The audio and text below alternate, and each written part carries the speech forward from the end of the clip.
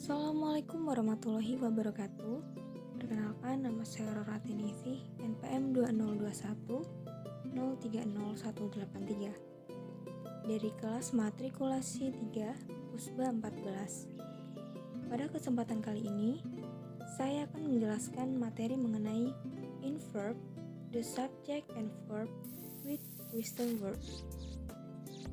There is always some confusion about when to inverb the subject and the verb in question words such as what, where, when, why, and how. These words have two functions in a sentence. First, they can introduce a question. Maksudnya di sini adalah question word berfungsi untuk memperkenalkan sebuah pertanyaan. Kemudian, they can join together two clauses. Di sini, question word berfungsi menggambarkan dua klausa dalam kalimat atau fungsinya di sini sebagai connector.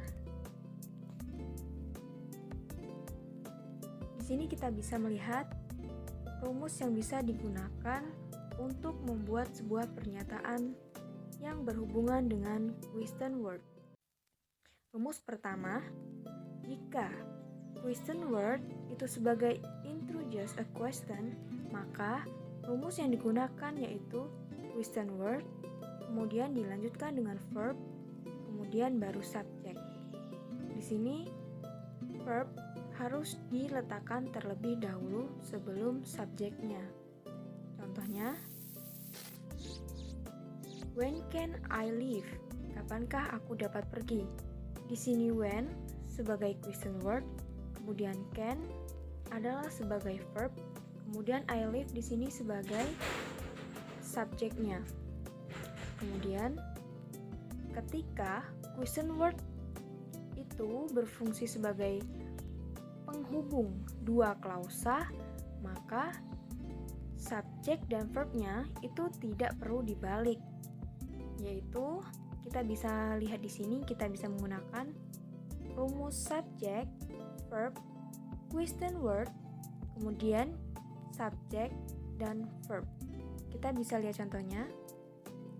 I do not know what the assignment is. Aku tidak tahu apakah tugasnya.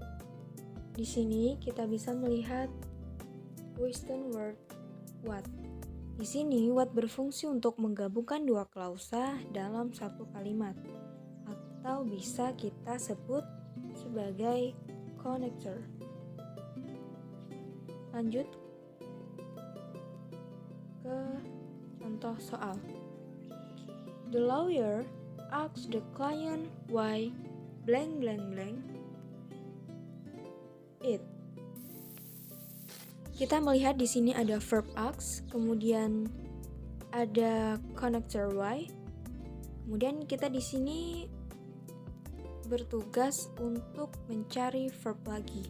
Karena konsepnya di sini jika ada satu konektor minimal harus mempunyai dua verb. Saya ulangi lagi, jika ada satu konektor minimal harus mempunyai dua verb. Kebetulan di sini jawabannya mempunyai did semua. Berarti apa yang harus kita lakukan?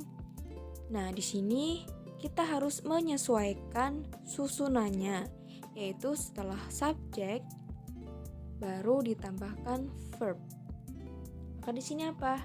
Jawabannya yang benar berarti C. Kenapa nggak dibalik? Ini kan materi inverted, jadi di sini kita tidak perlu membalikannya karena kita bisa melihat rumusnya seperti ini. Nah, pada bagian yang kedua ini, question word connector to clause. Soal tadi menjelaskan tentang menghubungkan dua klausa.